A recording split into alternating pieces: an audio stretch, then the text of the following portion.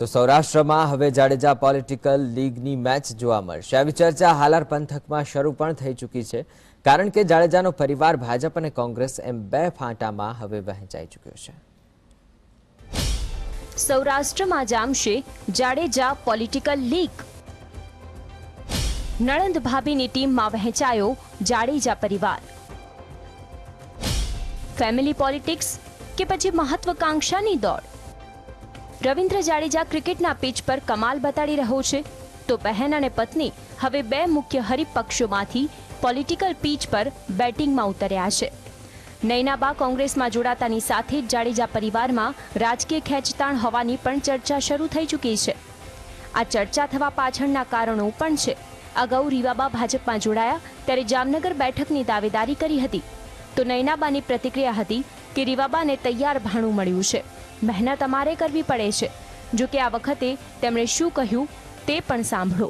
મેં આની પહેલા પણ કહ્યું છે કે સૌના વિચારો અલગ અલગ હોય છે, એટલે સૌ પોતાની વિચારધારા સાથે આગળ વધતા હોય છે।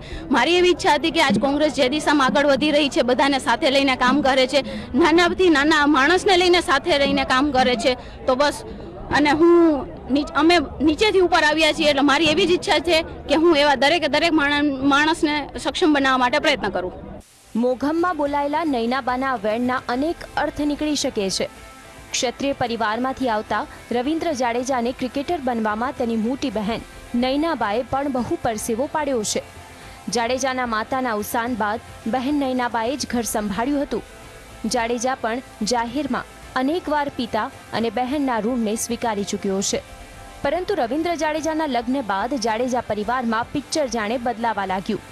આની પાછળના કેટલાક કારણો પણ છે। રીવાબા હાઈ પ્રોફાઇલ લાઈફ જીવી ચૂક્યા છે, તેમણે રવિન્દ્ર જાડેજા પરિવારનો ભૂતકાળનો સંઘર્ષ જોયો નથી।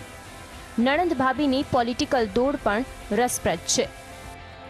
રીવાબા ભાજપમાં જોડાયા તે પહેલા કરણી સેનામાં જોડાયા હતા, તો નૈનાબા ભારતીય વુમન પાર્ટીમાં જોડાયા હતા। રીવાબા 3જી માર્ચે ભાજપમાં જોડાયા તો મહિનો થવા આવ્યો ને 14મી એપ્રિલે નૈનાબા પિતા સાથે કોંગ્રેસમાં જોડાયા। ભાજપમાં જોડાયા બાદ રીવાબા હાર્દિક સામે લડવાની તૈયારી બતાવી ચૂક્યા હતા, તો નણંદ નૈનાબા એ જ હાર્દિક પટેલની સભામાં કોંગ્રેસનો ખેસ ધારણ કર્યો છે। રીવાબા ભાજપમાં જોડાયા ત્યારે સસરા કે નણંદ હાજર નહોતા, તો અગાઉ નૈનાબાના રાજકીય પ્રવેશ પર રીવાબાએ કોઈ પ્રતિક્રિયા નહોતી આપી। પણ જે રીતે જાડેજા પરિવાર ભાજપ અને કોંગ્રેસની છાવણીમાં વહેંચાઈ ગયો છે, તે જોતા રાજકારણે પરિવારને અભડાવ્યું છે તેવું ચોક્કસ લાગી રહ્યું છે। Bureau report,